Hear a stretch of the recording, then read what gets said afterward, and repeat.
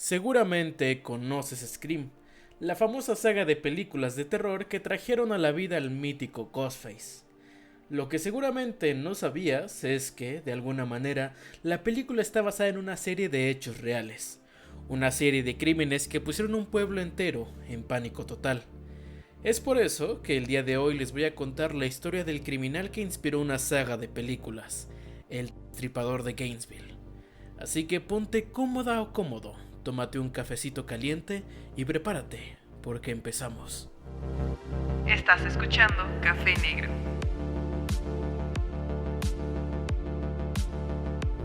A diferencia de lo que hicimos la semana pasada con Mr. Anime, que hice una introducción bastante directa de él como persona y el por qué hizo lo que hizo, esta vez vamos a tomar un aproximamiento bastante diferente, ¿no? Entonces, tú, persona que me estás escuchando, quiero que te tomes un momento. Sí, que cierres los ojos si quieres. Si estás manejando, no los cierres, no seas baboso. Pero necesito que cierres los ojos un momento y proyectas una imagen en tu cabeza que seguramente todo el mundo puede empatizar con ella, ¿no? A lo mejor la has vivido, a lo mejor la has visto, o simplemente el pensar en ella ya te da un poquito de dolor, ¿no? Entonces, necesito que visualices a dos padres preocupados, bastante mayores, de alrededor de 50, 60 años, que permanecen en el interior de su coche, en un estacionamiento de un dormitorio universitario. Ambos están ligeramente asustados. Hace un tiempo que no saben nada de su hija Sonja, una chica común y corriente de 17 años, con una gran actitud, una gran personalidad y que se encontraba extremadamente emocionada por entrar a la universidad de sus sueños, que se ubicaba en Florida. Sin embargo, antes de que se fuera de casa, sus padres fueron muy claros con ella. Al llegar, al instalarse, al preparar básicamente todo lo que tenía que hacer ahí antes de entrar a clases, tenía que llamarlos. Y de hecho lo hizo, al principio. Sonja habló con ellos al día de la llegada, el día que conoció a su compañera de habitación, una chica de 18 años llamada Christina Powell, y mantuvo un flujo de comunicación bastante cercano con ellos, hasta que un día simplemente dejó de responder las llamadas. Esto no sería del todo raro, quiero decir, es una chica joven que está viviendo la universidad, que seguramente haya conocido gente nueva, que esté saliendo por ahí o que sea que simplemente esté muy ocupada con la tarea, pero Sonja es una persona muy responsable, es una chica muy educada, muy cercana a sus padres y a ellos sinceramente les preocupa el hecho de que ella no responda el teléfono. Por lo tanto, no se complicaron la vida, tomaron el coche y simplemente fueron a la universidad, al dormitorio mejor dicho, de la universidad donde sabían que Sonja se estaba quedando. Así que volvemos a esta misma escena inicial, ¿no? Ellos, perdón, sentados en el coche, preocupados, dan un pequeño respiro, bajan y se dirigen a los dormitorios. Ahí buscan por la habitación de Sonja, la encuentran fácilmente, saben un poco dónde estaba por lo que ella les había dicho y encuentran algo que los preocupa aún más. Aparte de que ella no ha respondido al teléfono, pueden observar que hay un par de notitas, un par de post-its en la puerta de la habitación con mensajes de sus vecinos o de sus amigos que les pregunta, que ponen una serie de mensajes como de oye, ¿dónde estás? O oye, te vinimos a buscar y no abriste, cosas así. Lo cual indica que no han estado en su habitación recientemente. Lo cual de nuevo añádele eso a que no responden el teléfono y creo que cualquiera en ese tipo de situación se asustaría bastante. Entonces los padres recurren a lo que vendría siendo es que no sería jefe, pero digámoslo el encargado sería la palabra. Buscan al encargado del dormitorio, una persona pues ahora sí adulta responsable, y le platican un poco la situación, ¿no? Van con él y le dicen, ¿sabes qué? Nosotros somos los padres de Sonja, le estamos buscando, no responde el teléfono, tiene unas notas en su pared, en su puerta, perdón. No sabemos qué está pasando, estamos un poco preocupados. ¿Se puede abrir la puerta de la habitación para buscarla, para ver si dejó algo o si está bien? A lo mejor, no sé, se cayó, se lastimó, mil posibilidades, ¿no? El encargado dice, ¿sabes qué? Me encantaría ayudarte, pero no se puede porque antes tiene que estar un policía presente. De forma bastante coincidente, un policía había llegado al dormitorio porque un vecino había reportado que la música estaba muy alta, entonces simplemente se había acercado para decir, oigan, ¿saben qué? Bájenle a su pedo. Pero en el proceso se encontró con esta situación, los padres y el encargado hablaron con él dijo, ok, me parece perfecto, yo creo que son dos padres preocupados, yo creo que se les tiene que dar el beneficio de la duda. Así que tocan, así que abren la puerta, ¿no? Con las llaves del encargado y entran. La persona que entró fue el policía y lo que vio fue algo absolutamente horroroso. Allí estaba Sonja, de 17 años, apuñalada, sin ropa y con cinta adhesiva en las manos y en la boca. Lo peor es que no estaba sola. Cristina, su compañera, presentaba exactamente los mismos rastros de violencia. Sin embargo, lo que se convertiría en un detalle que es lo más perturbador de este caso es que ambos cuerpos, no estaban en una posición convencional, o sea, no parecía algo accidental, sino que ambas fueron colocadas, acomodadas de forma deliberada para dar una imagen provocativa, ¿no? No voy a entrar mucho en detalles, pero basta con decir que los cuerpos estaban, yo qué sé, con las piernas abiertas de cierta manera, inclinadas de cierta manera. Yo creo que todo el mundo puede hacerse una especie de imagen con ello. Obviamente, una locura total, los padres completamente destrozados, el policía bastante sorprendido por lo que está viendo llama inmediatamente al equipo, a refuerzos, perdón, llega el equipo forense, revisan un poco la escena y es un poco lo que les acabo de contar, ¿no? Estaban los dos cuerpos ahí, los dos estaban desnudos, tenían marcas de cinta adhesiva en los brazos, o sea, como en las muñecas, digo, como se las hubieran amarrado, y en la boca. En la escena del crimen encontraron realmente, no se puede decir que un desastre, simplemente ni siquiera encontraron mucha sangre para empezar. Parece ser que la persona que hizo esto se dio al menos la pequeña tarea de limpiar, incluso había utilizado artículos caseros para borrar algunas de los rastros que hubiera podido dejar. Pero lo que queda claro, y que es un detalle muy muy muy importante para el futuro, es que la persona que incurrió en todo esto, que atacó a las estudiantes, era una persona que tenía el tipo de sangre B. ¿Ok? Esto pasó de nuevo, o se me olvidó si lo dije, pero esto pasó el 24 de agosto de 1990. ¿Ok? La noticia obviamente corre como la pólvora, todo el mundo está vuelto loco, se reveló que hay una persona que acaba de acabar con dos compañeras de la universidad, dos chicas muy jóvenes que no le habían hecho daño a nadie y que encima fueron a encontrarse en situaciones realmente grotescas. Eso hace que el pueblo o que la comunidad universitaria de Florida y de Gainesville, que era el pequeño, como el condado o el lugar específico donde había ocurrido esto, entre en bastante pánico. Pero por ahora la situación es relativamente manejable. Así, un pequeño detallito que se me había olvidado mencionar es que cuando revisaron detenidamente la puerta se dieron cuenta de que había sido forzada. Al parecer, la forma más sencilla que tengo de explicar esto es, imagínate que tienes un destornillador muy muy muy plano, lo metes entre el cerrojo y el marco de la puerta y empujas y así abres la puerta, ¿no? Es una forma, es básicamente lo mismo que meter una tarjeta en la puerta para abrirla cuando te quedas afuera, básicamente lo mismo. Entonces la ciudad entra en pánico, el mundo está todas las personas están bastante asustadas y la comunidad universitaria comienza a temer un poco la situación, pero dentro de todo la noticia es reciente, la noticia es fresca. Y pues por ahora no se sabe si fue un ataque premeditado, si a lo mejor había sido una riña con un exnovio loco. Lamentablemente este tipo de cosas pasan, entonces por ahora la cosa se mantuvo en relativa calma. Hasta un día después. Christina Hoyt era una estudiante de 18 años que estaba estudiando química en la misma universidad que estaban asistiendo Sonja y Cristina. Ella trabajaba a tiempo parcial en un lugar como con cierta relación a la policía y ella se había vuelto famosa por ser una persona muy responsable, muy organizada y que realmente odiaba desatender sus responsabilidades, ¿no? Entonces, el día que ella faltó al trabajo, la gente se empezó a asustar, ¿no?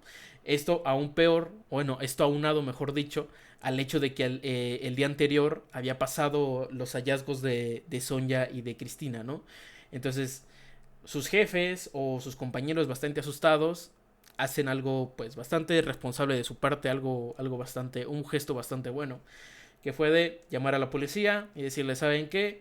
Tenemos una compañera de trabajo, no responde a sus llamadas porque obviamente no lo estaba respondiendo, no vino al trabajo, estamos un poco preocupados por ella, podrían hacerle una visita, ¿no?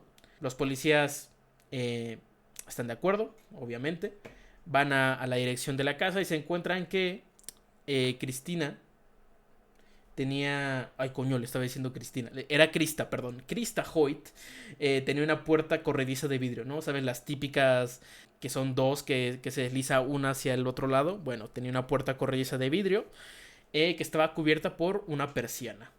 Llegan, la persiana está cerrada, la puerta también está cerrada, intentan abrirla, no tienen suerte.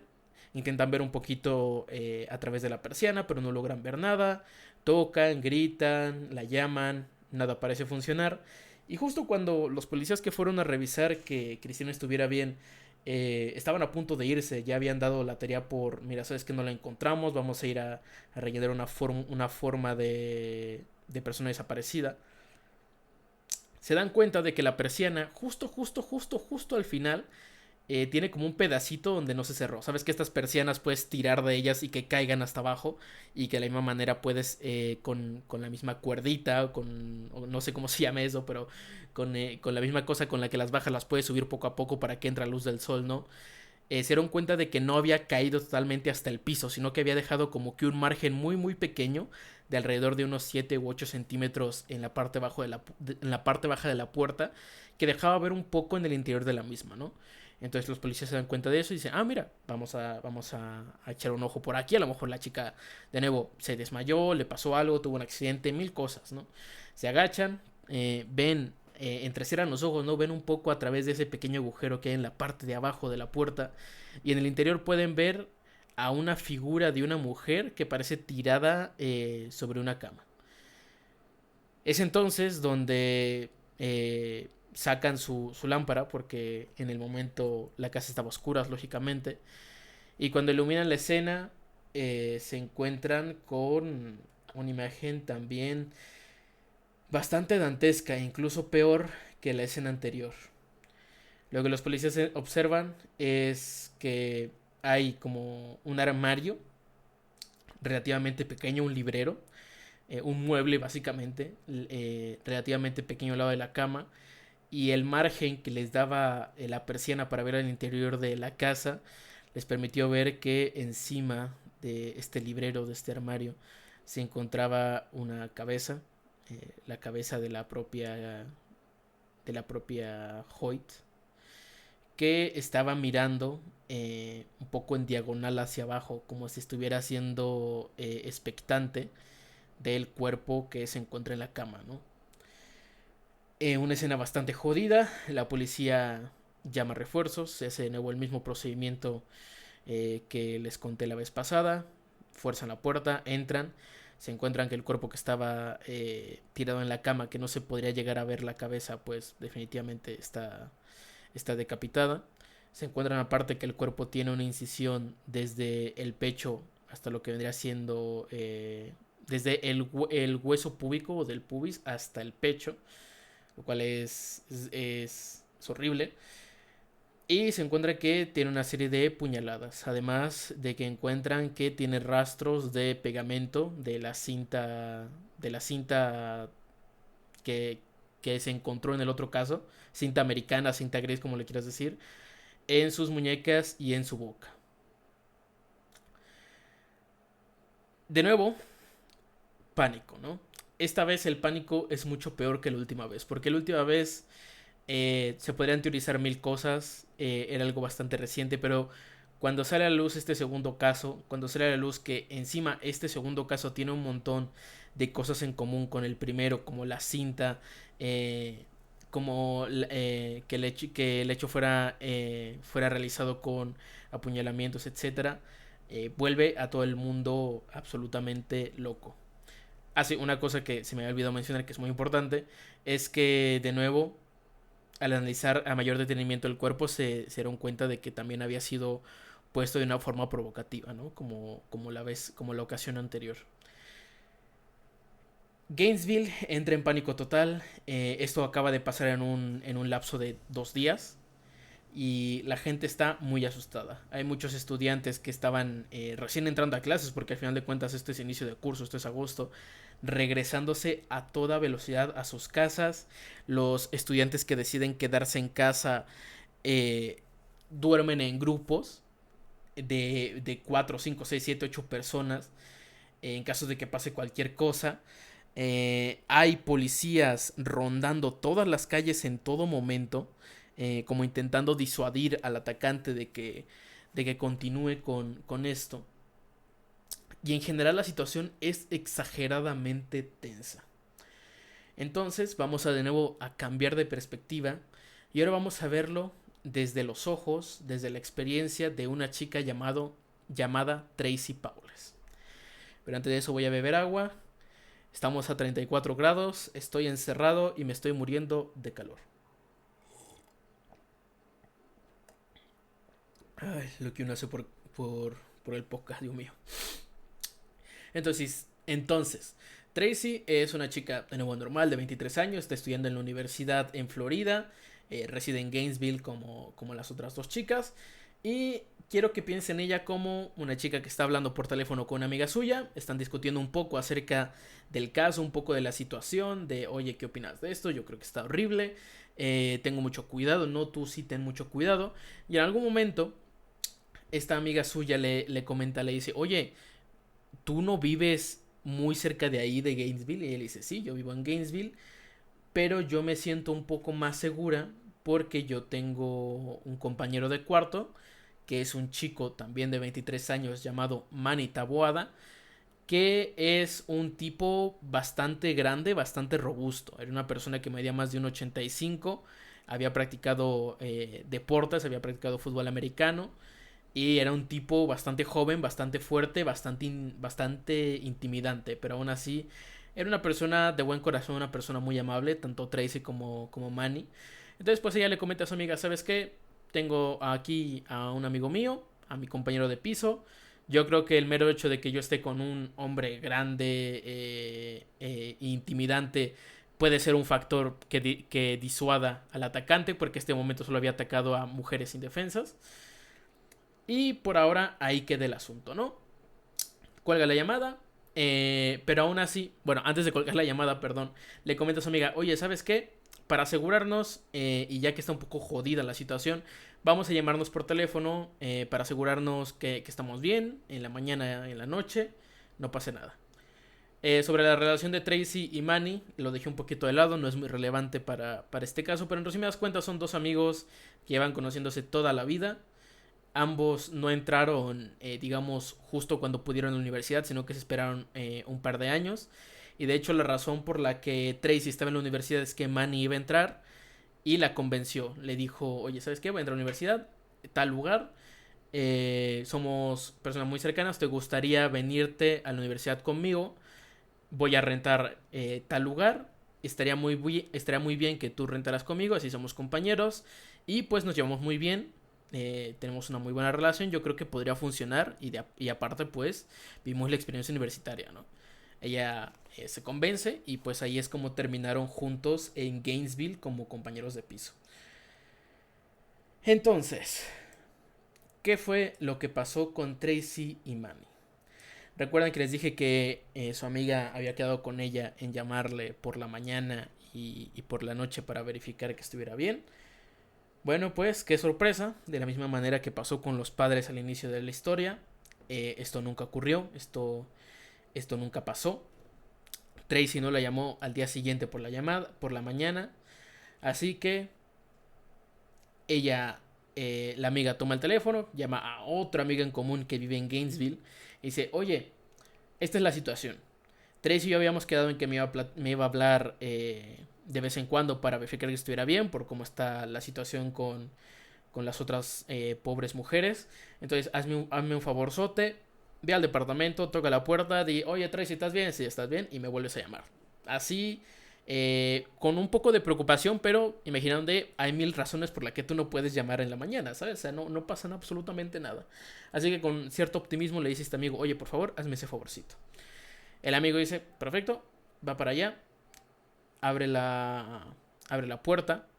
Bueno, no abre la puerta, sino que la puerta que tenía Tracy era también una puerta corrediza de vidrio. Esta persona nota que la puerta se puede abrir, abre y pues se encuentra con una escena bastante jodida. Para empezar, se encuentra en la sala de estar a Manny. Manny recibió bastantes puñaladas. Y pues de forma bastante lógica, si tenemos en cuenta quién era el perpetrador, este no fue manipulado, no fue movido, no fue posado, simplemente yacía tal y como terminó su vida, lamentablemente. Al subir las escaleras se encontraba Tracy en su habitación. La puerta parecía rota. Y pues de nuevo nos encontramos con lo mismo que les platiqué antes, ¿no?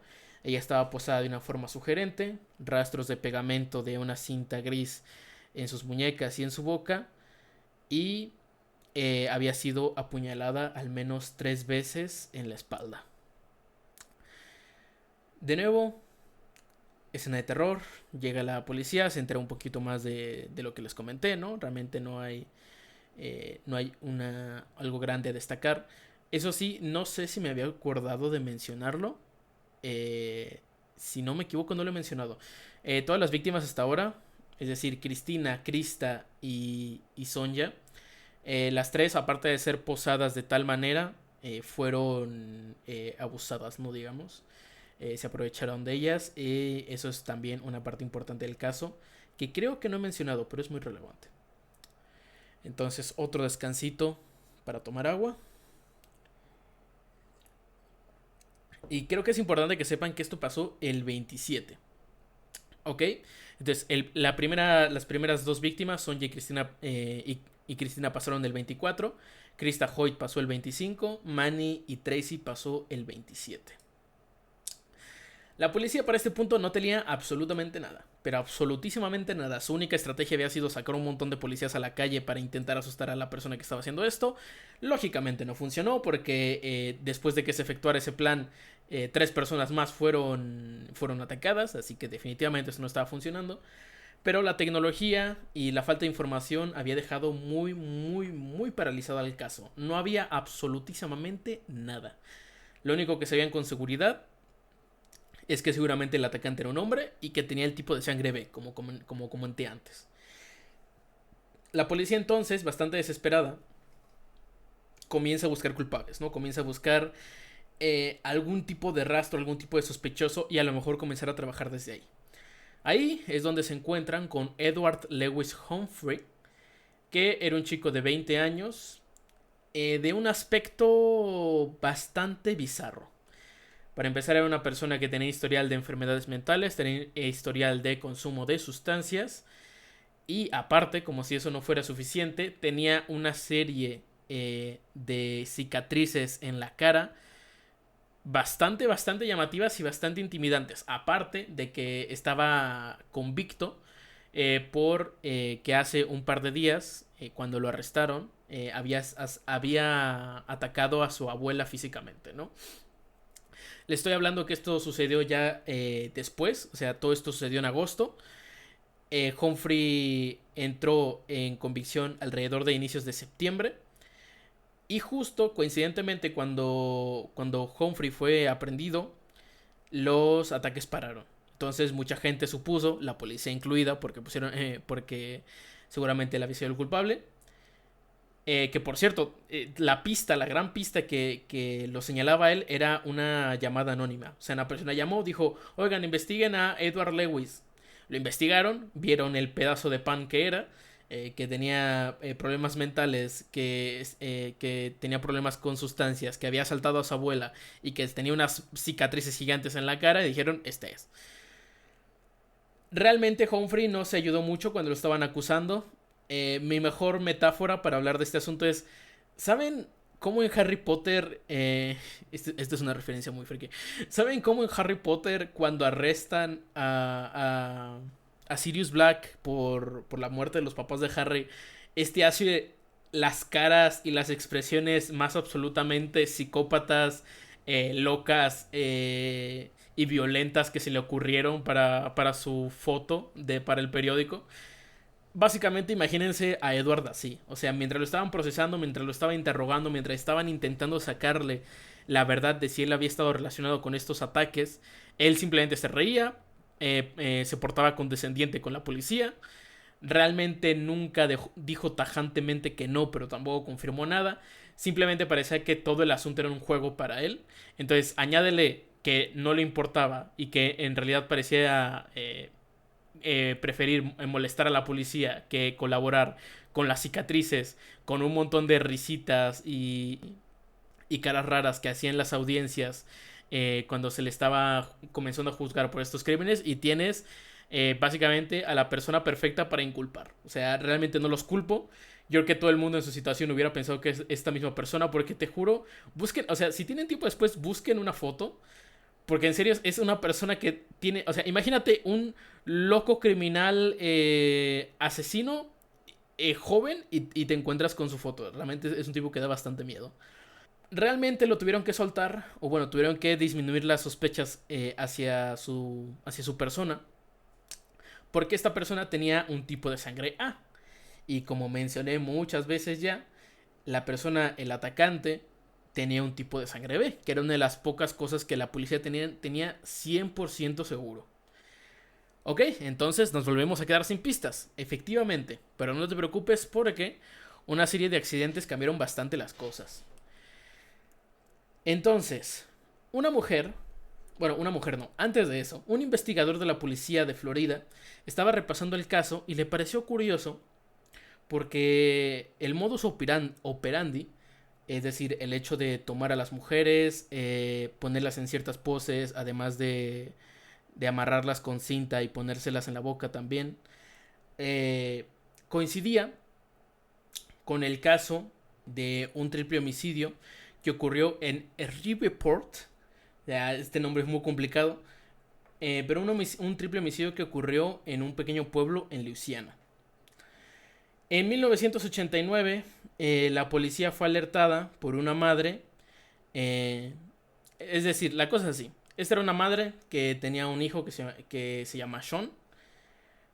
Este había dejado a su hijo con su padre y con su hermana en la casa de su padre mientras ella se iba a hacer otras cosas, se iba a trabajar. Realmente no es relevante. Entonces, como de, oigan, yo les dejo aquí a mi hijo, ustedes lo sacan a pasear, lo llevan al parque, lo llevan al zoológico, lo que tú quieras, simplemente pasen el tiempo con él, necesito que me lo cuiden. Todo perfecto, el papá era un tipo bastante tranquilo, y dice, no, sí, tú no te preocupes, ahí estaba su hermana, que se llama Julia, y dice, no, sí, aquí déjalo, a lo mejor lo sacamos después, tú no te preocupes, ve a hacer lo que tengas que hacer. Pasan las horas, de nuevo se hace como que este acuerdo de, ok, pero llámenme, pero nunca recibió la llamada.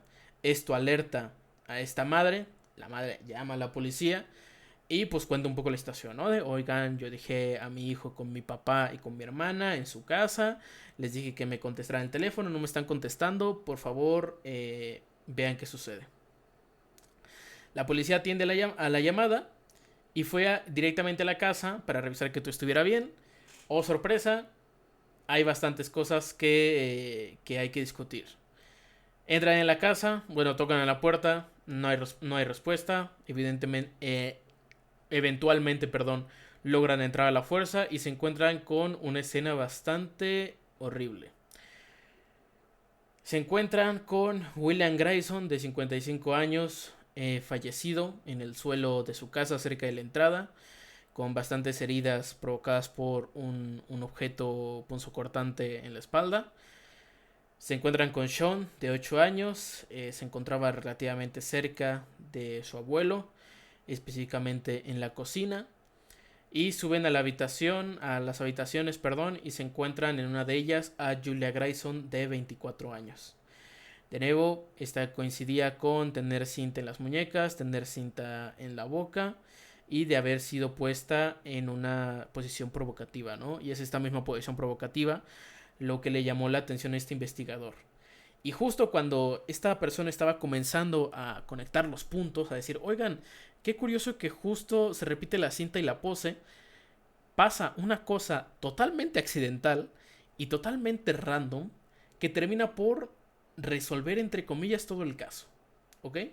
Entonces, una mujer que se llama, Cindy Jurasic, llamó porque ella iba en la carretera manejando por Florida, cerca de Gainesville, es decir, el pueblito donde pasó todo esto. Iba manejando y en la radio comenzó a escuchar la noticia acerca de los ataques que estaban ocurriendo, ¿no? Ella escucha la noticia y dice, oh, qué curioso. Y por alguna razón, el escuchar esta noticia le hace recordar a una persona que ella conocía.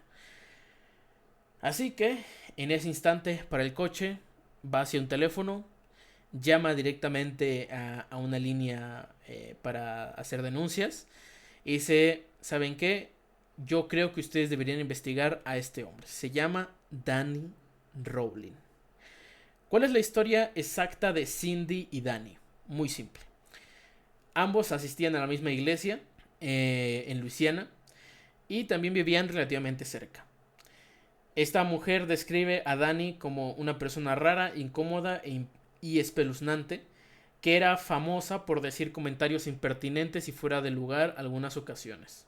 Era una persona que se aparecía de repente en la casa, es como que simplemente tocaba a tu puerta de una forma un poco creepy. Y llegaba a visitarte, a platicar un poco contigo, pero es este tipo de personas con la que no quieres pasar mucho tiempo, aunque sea relativamente amable, porque te da una mala vibra muy fea. Cuenta un poco la historia y cuenta específicamente dos frases que él dijo que se le quedaron grabadas y que recordó como un flashazo cuando escuchó acerca de la noticia en la radio. La primera fue un día que Danny fue a su casa a cenar con ella y su esposo. Entra, comen, no pasa absolutamente nada. Pero cuando están despidiendo, o cuando están ya cerrando la cena, Danny se acerca a su esposo, al esposo de Cindy, y le dice, y en media plática dice, oye, ¿sabes qué? Yo tengo un problema. Es como que Cindy está un poquito lejos, entonces se acerca para escuchar, a lo mejor se puede ayudar con algo. Y cuando pregunta qué es lo que dijo, tanto Danny como su esposo se gira en su dirección y le dice, es que él tiene un problema. Su problema es que le gusta clavar cuchillos en las personas. O sea, es una traducción un poco cruda, porque es como que lo dijo de una forma juguetona. Es como de, tengo un problema, me gusta encajar cuchillitos en la gente. O sea, como que ese tipo de, esa forma de hablar un poquito bromista, que para quitarle un poco de importancia, ¿no? Obviamente era un comentario que no es muy gracioso ni muy entendible, así que tanto ella como su marido simplemente se le quedaron viendo muy extrañados y lo dejaron pasar. Y una de las últimas veces que lo vieron fue un día que él llegó a su casa y les dijo, oigan, ¿saben qué? Me voy a ir, voy a buscar una mejor vida. Y él en sus breves palabras dijo que se iría de la ciudad y que buscaría un lugar donde hubieran mujeres hermosas para limitarse a sentarse y observar mujeres hermosas todo el día. Comentario absolutamente nada creepy. Perdón, agüita.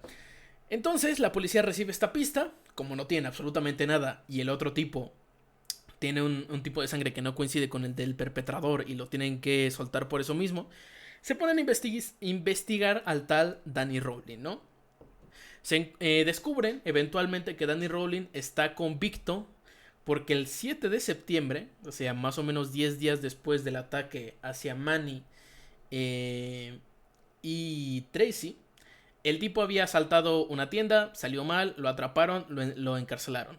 Curiosamente y por coincidencias de la vida, más o menos al mismo tiempo que arrestaron al sospechoso anterior, al que les digo que tenía cicatrices en toda la cara y daba mucho miedo.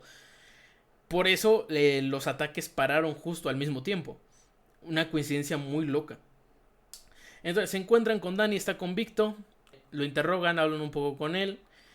También descubren que cerca de los dormitorios de la universidad donde Sonja y Cristina fueron atacadas, hay un pequeño bosquecito, hay como que una gran cantidad de árboles, y ahí se encontraron con un campamento que es donde vivía Danny.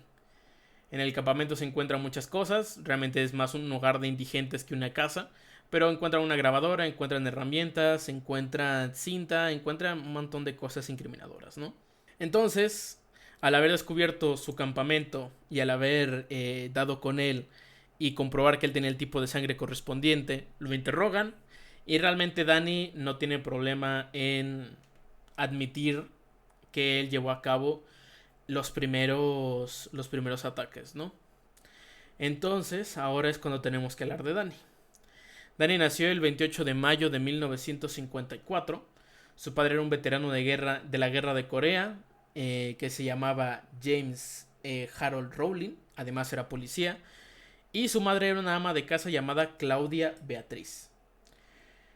La vida de Danny es absolutamente horrorosa. Vivió en un entorno increíblemente tóxico.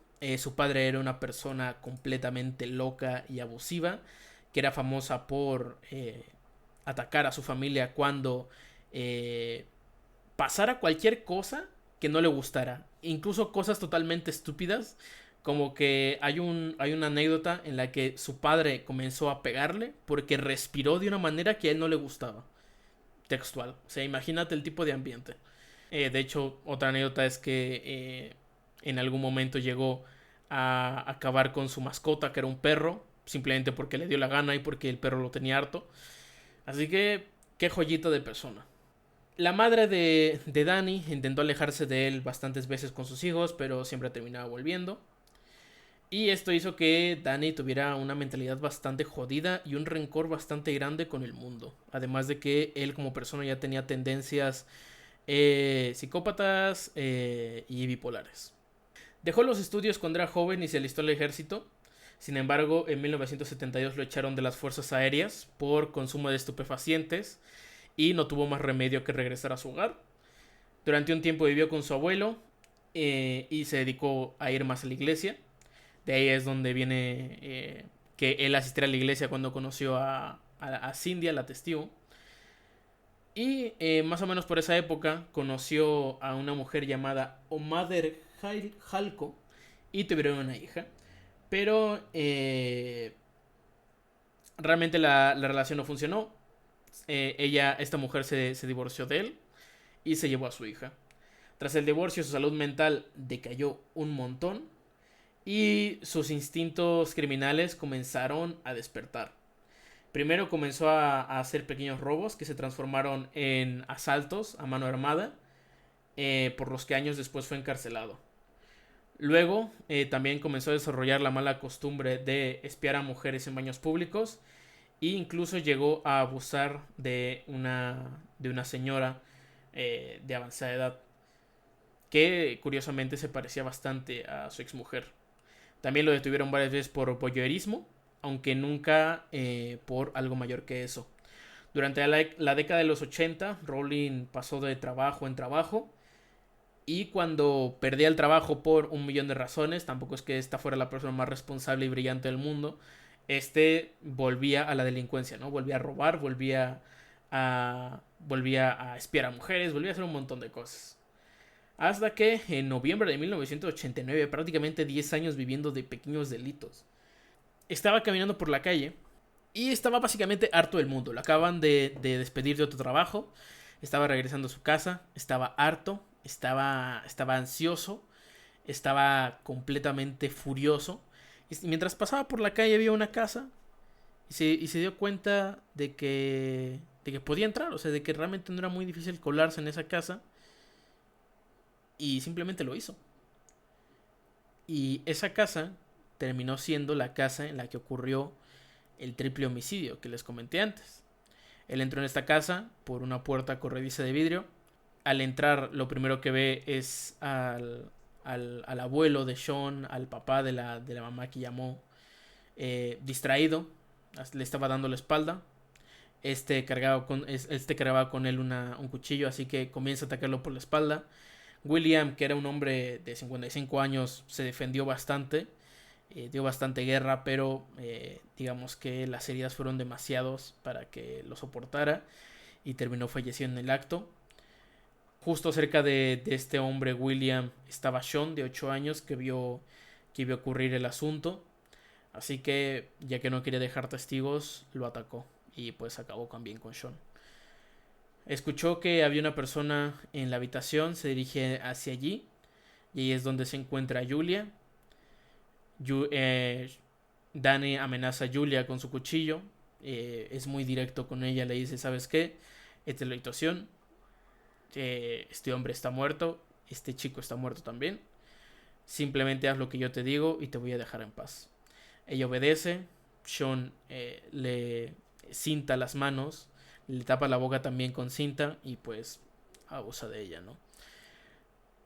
Al terminar, la apuñala varias veces por la espalda. La pone en esta pose provocativa y sale de la casa completamente impune. Nadie relacionó a Danny con estos crímenes. Como les comenté, fueron crímenes que nunca fueron resueltos en realidad. Realmente no había ningún tipo de pista que pudiera llevar hacia ningún lado. Así que simplemente se fue. Después de lo que ocurrió en esta casa, Danny regresó con su padre para intentar acabar con él. Quería vengarse de todo lo que vivió en la infancia. Así que tomó una pistola, fue directamente a su casa y le disparó en el estómago y en la cabeza. Sin embargo, irónicamente no lo mató. James sobrevivió, perdió un ojo y se quedó sordo de un oído. Y denunció a su propio hijo por asalto, ¿no? Por intento de asesinato. Sin embargo, este fue más rápido y escapó a Florida, donde realmente no pudieron llegar a encontrarlo por lo que le pasó a su padre. En Florida se dedicó básicamente a ser un vagabundo. Se dedicaba a hacer pequeños robos a mano armada, se dedicaba a asaltar personas. De hecho, hay un pequeño incidente que ocurrió mientras viajaba a Florida, que es que se coló en una casa y abusó de una mujer, pero en esta ocasión no le hizo nada más. Digo, no le hizo nada más como si eso fuera algo ligero, pero me entienden, o sea, realmente no le, no le hizo ese daño físico adicional, ¿no? Y llegó a Florida. En Florida se ocultó en los bosques cerca de los dormitorios universitarios. La mejor teoría del por qué es simplemente porque quería espiar a las jóvenes que pasaban por ahí. Y se instaló en los bosques. Se alimentaba a base de crímenes pequeños y de asaltos. Y simplemente se dedicaba a vivir ahí. Hasta que simplemente un día, también de forma totalmente aleatoria, no hubo como que un gran detonante, se despertó, vio un poco la situación, como que las ganas de repetir lo que había hecho en esa casa volvieron hacia él. Y se dirigió a uno de los dormitorios. Entró en uno, forzó la puerta de forma bastante sencilla. Y ahí lo primero que vio al entrar fue a Krista dormida. Estaba dormida en un sofá que estaba justo en el recibidor. Esta persona escucha que hay alguien más en la habitación. Así que hace un esfuerzo por no despertar a Cristina. Dije Krista antes, perdón, es Cristina. Y se dirige en dirección hacia donde viene el ruido. Ahí se encuentra con... Se me olvidó su nombre, Dios mío. A Sonja, perdón. Es que tengo un montón de anotaciones, esto es complejo. Se encuentra a Sonja, también se encuentra dormida en otra habitación. Llega con ella, la despierta, la ataca. De nuevo el mismo modus operandi que hizo con Julia. Llega con ella y le dice, ¿sabes qué? Tengo un arma, obedéceme, esto va a salir bien. Ella obedece. Esta persona abusa de ella, la ata con cinta. Al terminar, la apuñala, le quita la cinta de las manos. Se dirige entonces con Cristina, que se encontraba de nuevo aún durmiendo, no la había despertado. Repite exactamente el mismo modus operandi. La despierta, le dice, oye, ¿sabes qué? Tu compañera ha muerto. Obedéceme. Obedecía y al final la apuñaló, le quitó la cinta de la mano y de la boca. Se metió a la ducha de estas dos mujeres para bañarse. Al salir limpió un poco la escena con vinagre y jabón y escapó. Mismo modus operandi con Krista, pero con Krista pasa algo muy jodido, ¿no? Con Krista lo que pasa es que él se da cuenta de que su puerta corrediza es bastante fácil de forzar. Así que dice, voy a repetir. De nuevo entra por la puerta corrediza y no encuentra a nadie. Curiosamente no encuentra a nadie. Él había ido más o menos por la mañana, casi tirando la tarde. Y no había nadie ahí porque Krista, como les dije antes, era una persona muy responsable que trabajaba mucho, aparte estudiaba. Así que él tenía dos opciones, o le esperaba o se iba. Pero como que él tenía muchas ganas en ese momento Así que decide esperarla en el recibidor. O sea, se dedica a pasar el tiempo hasta que llegan alrededor de las 10:30 de la noche, donde llega Krista. Esta persona llega con ella, le hace una llave. Mismo modus operandi otra vez. Ahí dice, oye, ¿sabes qué? Me acabo de colar aquí. Obedéceme. Ella accedió. Al terminar la apuñala. Le quita la cinta le pone cinta y luego se la quita en las muñecas y en la boca. Y aquí pasa algo bastante curioso. Al terminar con la vida de Krista, esta persona se va. Dice, ¿sabes qué? Bueno, ya terminó aquí. La posó como normalmente solía hacer y se fue. Cuando llega al campamento que tenía en el bosque, se da cuenta de que no tiene su cartera. Y ahí es donde dice, dejé la cartera en la casa. Regresa a la casa de Krista, toma su cartera y de ahí, de forma totalmente aleatoria, sin ningún motivo aparente, más allá de querer intimidar a quien descubriera lo que había hecho, o de simplemente dar miedo, o de simplemente de un placer morboso y horrible, ahí es cuando la decapita y hace esa escena tan bizarra que vieron los policías. Y donde hizo el corte que iba desde su pecho hasta su pubis. O sea, y todo eso porque se había olvidado la cartera. O sea, imagínate. Lo de Manny y Tracy fue relativamente similar. Él estaba paseando era relativamente tarde. Se encontró con una casa que parecía fácil de entrar. Al entrar se encuentra con Manny. Y si se preguntaban por qué Manny, siendo tan grande, teniendo tanta fuerza, no pudo contenerlo, hay dos razones. Una, realmente Danny Rowling era una persona físicamente fuerte. O sea, les comento que era una persona que trabajó en 1000 lugares y que aparte estuvo en el ejército. Entonces tampoco te imagines aquí a una persona sin ningún tipo de fuerza o de poder. Y aparte yo creo que el factor más importante es que Danny estaba dormido. O sea, él entra por la puerta, la fuerza, y lo primero que ve es Danny tendido en el sillón, dormido, tomándose una siesta. Danny se abalanza contra él, lo apuñala así directamente. Manny despierta y de nuevo tiene una pelea con esta persona. La pelea es bastante intensa. Realmente Manny se defendió como pudo, pero tal como pasó con el hombre de 55 años, con William, las heridas que le hizo inicialmente fueron demasiadas y Manny falleció. Tracy se encontraba en la habitación contigua a la sala de estar, y al escuchar el alboroto y al darse cuenta de que están atacando a Manny, ella se encierra, pone su puerta con seguro, todo lo que tú quieras, se encierra y no tiene forma de llamar a la policía porque no tiene un teléfono encima. Esto es 1990, no existen teléfonos celulares, y realmente no es como que tengas el teléfono de casa en tu cuarto. Así que permaneció encerrada pidiendo ayuda. Lamentablemente nadie la escuchó. Danny eventualmente logró tirar la puerta. Entra y pues se repite lo mismo que ya les he comentado todas las ocasiones anteriores, ¿no? Llega con ella, le dice, ¿sabes qué? Tu compañero ya no está. Obedéceme y no te va a pasar nada. Y al final las terminaba apuñalando y acomodando de la manera que él solía hacerlo, ¿no? Entonces, agüita.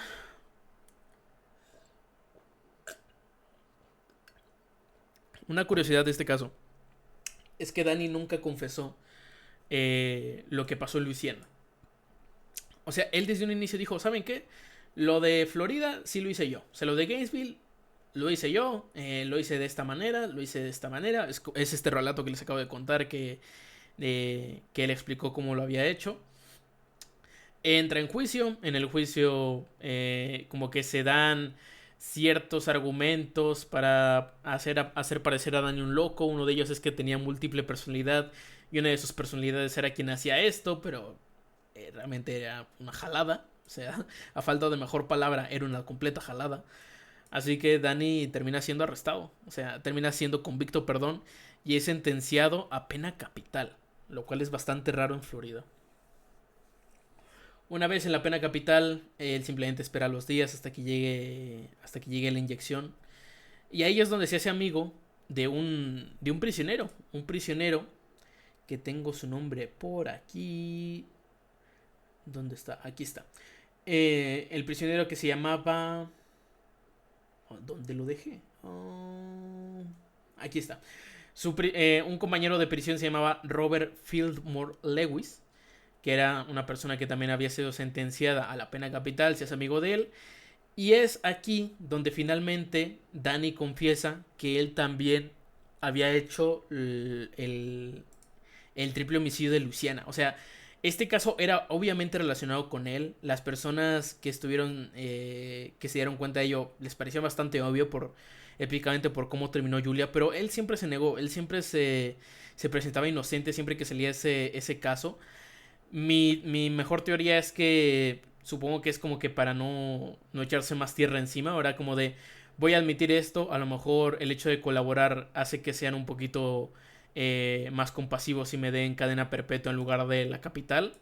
Porque si aparte de confesar lo que hice, les cuento el triple homicidio de Luciana, o sea, ya está claro qué cosa me va a pasar. Así que mi teoría es que intentó ocultar eso para que la gente fuera un poquito más compasiva con él. Obviamente no funcionó y se lo terminó contando a este compañero.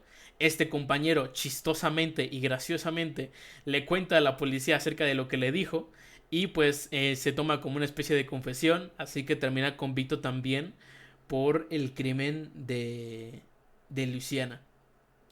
Diría el nombre del pueblo, pero el nombre es muy complicado, así que por eso le digo el tema de Luciana.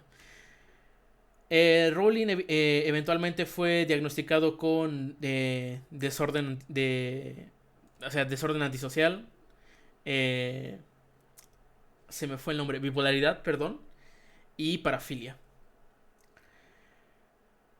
Una de las últimas curiosidades que deja este caso es que Daniel Rowling, cuando estaba en prisión, conoció a una periodista y una escritora de libros de True Crime que se llama Sondra London, que estaba haciendo un libro acerca de este caso, ¿no? Es como que estaba haciendo una biografía de él, como que esta persona iba a visitarlo, le mandaba cartas diciéndole, oye, ¿sabes qué? Cuéntame tu historia y yo quiero escribirla para publicar un libro acerca de ella. Sin embargo, de forma muy extraña, y que a lo mejor esto es un tema para otro día, Sondra London, o sea, esta periodista y Danny se terminaron enamorando y se casaron.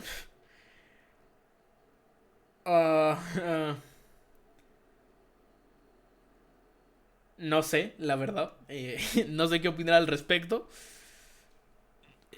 Es que sinceramente no sé. O sea, yo quiero que me digan en los comentarios por qué. Genuinamente, ¿por qué?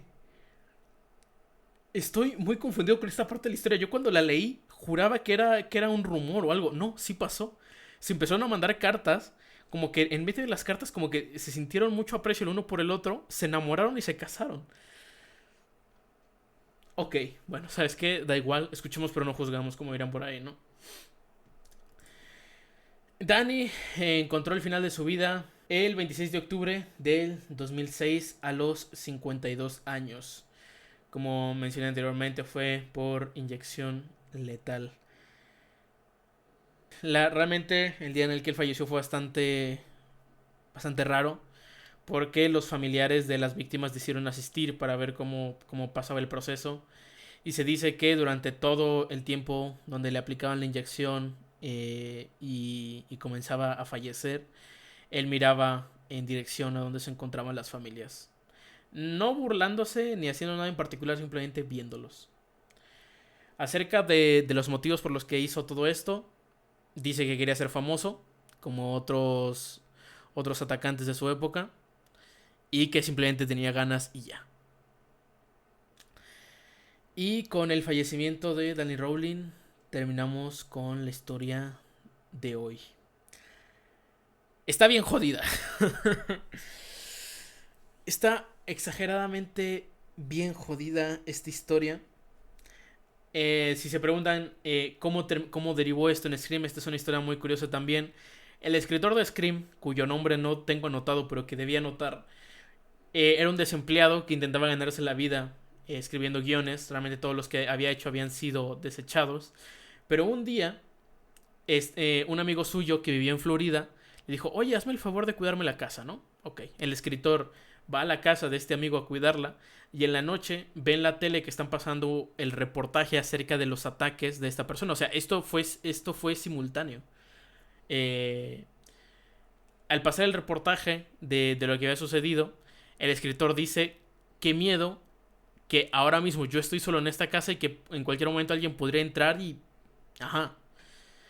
Y de ahí surgió la idea para Scream. Y originalmente Scream habría sido grabada en Florida, como para darle esa referencia a este caso, pero no se pudo. Pero sí, realmente toda la saga Scream fue inspirada por este caso y por el terror de ese escritor de que alguien fuera a entrar a la casa cuando él estaba solo. Más aún cuando hay un, un Danny Rollins suelto por ahí que simplemente entraba en las casas porque le daba la gana y ya. Eh, ¿Qué más podemos decir de esta historia? Realmente por mi parte no tengo palabras. Es una terrible y horrible jodienda. Leer acerca del estado de los cuerpos fue bastante jodido. Pero pues todo sea por contar una buena historia, ¿no? Por ahora, solo me queda decirles que me estoy muriendo de calor. Llevo una hora grabando esto y estoy falleciendo. Esto es durísimo. Y no me queda nada más que agradecerles por escucharme, por estar aquí un capítulo más. Nos vemos la próxima semana. Y si algo valioso sacamos de esta historia es que se cuiden. Tengan mucho cuidado con sus puertas, con sus ventanas y con la seguridad de su propia casa. Y no se sientan seguros porque realmente en cualquier momento no se sabe quién puede estar ahí fuera esperando, ¿no? Por mi parte, eso es todo. Yo soy Eli, esto fue Café Negro y nos vemos la siguiente semana con una historia nueva. Bye bye. Gracias por venir a escuchar una nueva historia.